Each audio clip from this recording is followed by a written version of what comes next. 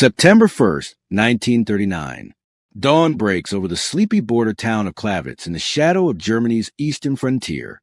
A young SS officer, his uniform crisp and his hands steady despite the pounding in his chest, adjusts a microphone in a dimly lit radio station. He's not alone. The bodies of concentration camp prisoners dressed in Polish uniforms and riddled with bullets lie strewn across the floor. This is no random act of violence. It's a meticulously staged farce orchestrated by Heinrich Himmler's secret police. The officer clears his throat and broadcasts a frantic message in broken Polish. This is a Polish station at Clive. We have taken over. It's a lie, a spark designed to ignite the world.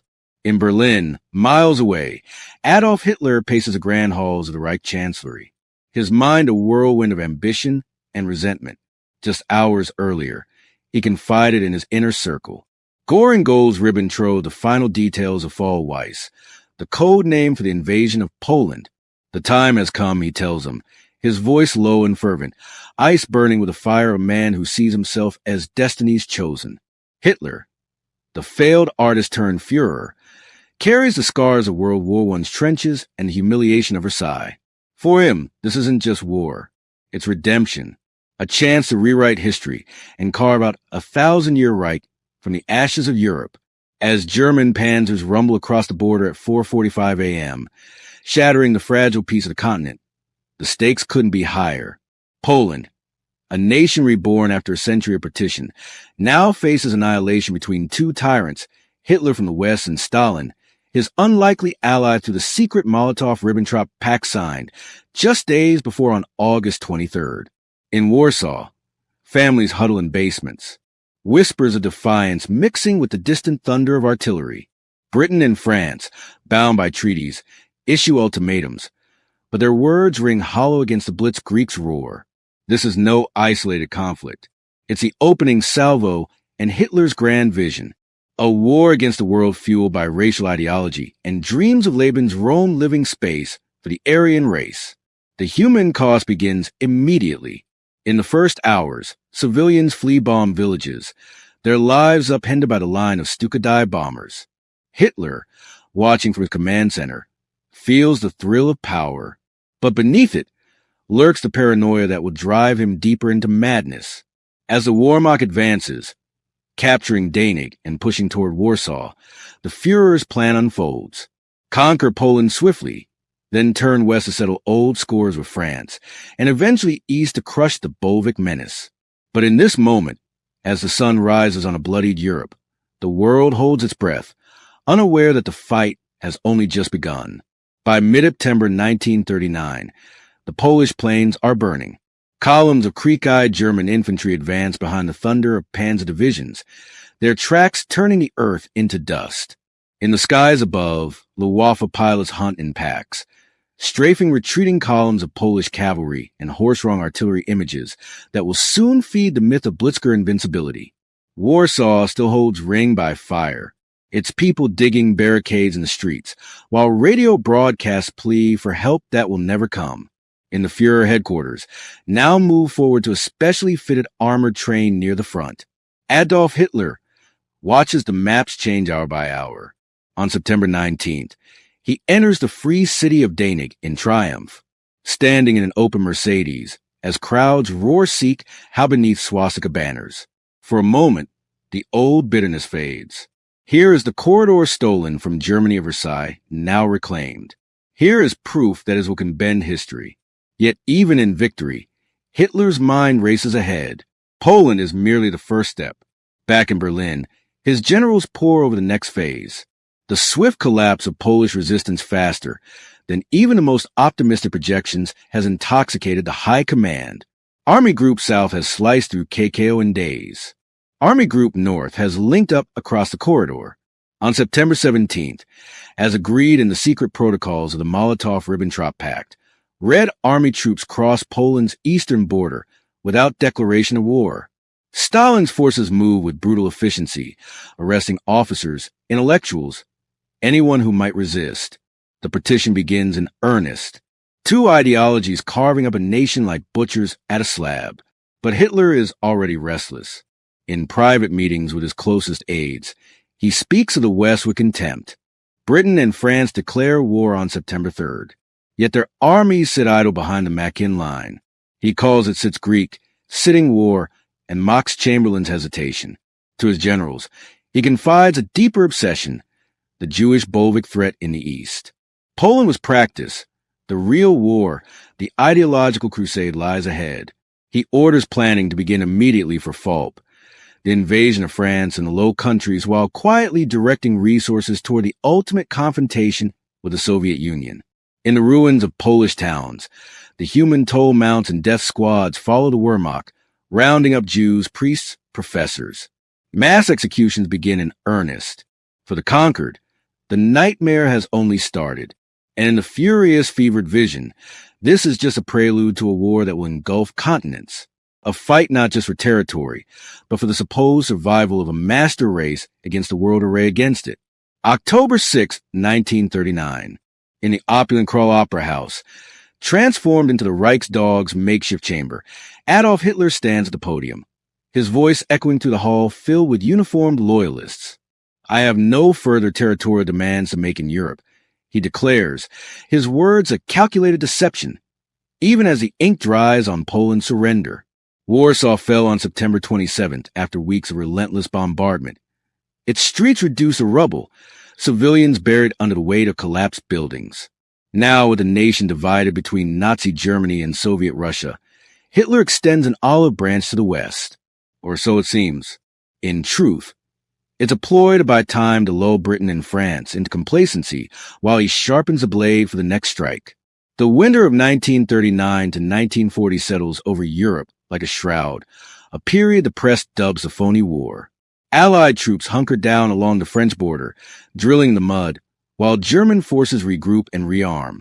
But in the Wolf Slayer, Hitler's temporary headquarters in East Prussia, the Führer broods over maps with his generals. Broschik and Halder, the army's top brass, argue for delay. The Wehrmacht needs time to digest Poland's conquest, to repair tanks and stockpile ammunition. Hitler dismisses them with a wave, his temper flaring. The spirit of the German soldier will prevail, he insists, driven by an unshakable belief in his own genius. Secretly, he's obsessed with the North.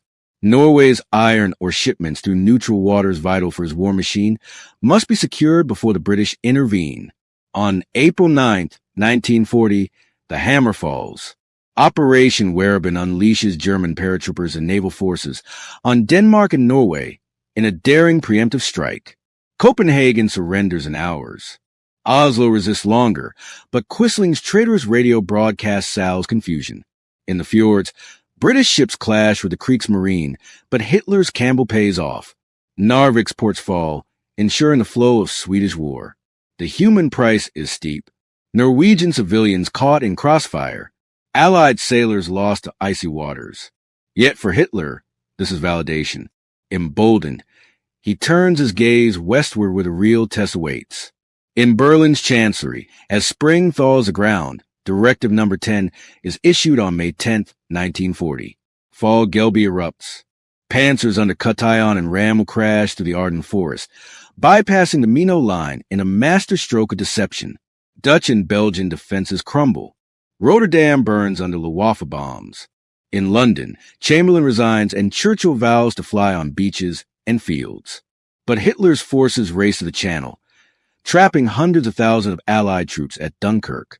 As the evacuation circle unfolds from May 26 to June 4th, the Führer halts his tanks, a fateful hesitation born of overconfidence or Göring boasts about air power. France teeters on collapse, and in Hitler's mind, the path to total domination clears. First crush the West, then pivot east to the ultimate enemy. June 22, 1940. In the Camp-In forest north of Paris, Adolf Hitler steps from his Mercedes into the same railway car where Germany signed the armistice in 1918. His face is a mask of controlled triumph as French generals defeated and humiliated in the new surrender. France has fallen in 6 weeks, a blitz miracle that stuns the world. Paris, the city of light, now marches to the beat of jackboots on the Champies. Hitler tours the Eiffel Tower briefly, posing for photos, but his thoughts are already elsewhere. Now we turn to England. He mutters to aides, though in his heart a greater obsession stirs. With the West subdued, Hitler's gaze shifts to the East. Operation Barbarossa, the code name for the invasion of the Soviet Union, begins to take shape in secret bunkers. On July 31st, 1940, he gathers his generals at the Berghof, his Alpine retreat, and outlines a plan, a massive three-pronged assault to crush Stalin's empire before winter. Army Group north to Leningrad, center to Moscow, south to the Ukraine's grain fields and oil. The world will hold its breath, he proclaims, ignoring warnings about supply lines and the Red Army's vastness. Coring promises air supremacy. Himmler envisions racial purification. For Hitler, this is ideological holy war. National Socialism versus Communism. Aryan versus Slav and Jew. As autumn fades, tensions simmer. Britain refuses to yield. Enduring the Blitz from September 7th, 1940. Onward, London skies ablaze with firebombs. Civilians sheltering in tube stations amid the wail of sirens. Operation Sea Lion, the planned invasion of England, falters when the Luftwaffe loses the Battle of Britain. Fought in the skies from July to October. Hitler's frustration boils. He postpones the cross-channel assault indefinitely. Instead, he courts allies Mussolini's Italy already bogged down in Greece, Franco, Spain, where after civil war, Japan eyed the Pacific. The tripartite pact signed September 27th, 1940 binds the Axis powers in a global web. In the occupied territories, the machinery of terror accelerates. In Poland and France, ghettos swell with the persecuted. Deportations begin. The human suffering deepens. Families torn apart. Villages raised in reprisals. Hitler's war economy ramps up, fueled by slave labor from conquered lands. He had doubts creeping among his staff. Some whisper of overreach. Undeterred, on December 18, 1940, he issues Directive Number 21. Barbarossa is set for spring. As snow blankets Europe, the Führer dreams of fast conquests, blind to the gathering storm. The fight against the world escalates, drawing in continents with millions poised on the brink of unimaginable horror. June 22, 1941. In the pre-dawn hush of the fur bunker beneath the Reich Chancellery, Adolf Hitler awakens abruptly, his sleep haunted by visions of endless steppes and unyielding winters. He dresses quickly, summoning aides to confirm the final orders. Operation Barbarossa launches at 3:15 a.m., the largest invasion in history. 3 million German troops, supported by Finnish, Romanian, and Italian allies, surging across a 800m front into Soviet territory. Panzers roar through the borderlands, catching Red Army units off guard, their commanders paralyzed by Stalin's refusal to believe intelligence warnings. The initial weeks are a whirlwind of triumph. Army Group Center encircles Minsk by July 9th, capturing hundreds of thousands of prisoners in vast castle battles. Leningrad is besieged by September 8th, its population starving under relentless shelling. In the south, Kiev falls on September 19th, another pocket yielding over 600,000 captives. War. Hitler, monitoring from his new headquarters at Woulgens in East Prussia, exalts in dispatches. The Russian is finished. He declares to Halder, ignoring the mounting casualties and the Red Army's stubborn retreats. But cracks appear. Supply lines stretch thin over mud-choked roads, and the vastness of Russia swallows divisions whole. As autumn rains turn to frost, the war globalizes. On December 7th, 1941, Japanese bombers strike Pearl Harbor, drawing America into the fray. Hitler, seeing opportunity, declares war on the United States 4 days later, December 11th, binding his fate to the Axis in a truly worldwide conflict. Now it's Germany against the industrial might of the Allies, Britain's resolve, America's factories, the Soviet Union's endless manpower. In Berlin, Goebbels ramps up propaganda, portraying the struggle as a defense against encirclement. But the people sense the shift, rationing bites deeper. Air raids loom. The Eastern Front devours men and machines. The drive on Moscow stalls in snows of December 1941, just miles from the Kremlin spires. Hitler sacks generals, assuming direct command, his decisions growing erratic amid amphetamine-fueled rages. Stalingrad beckons in 1942, a meat grinder that will claim over 1 million lives by February 1943 surrender.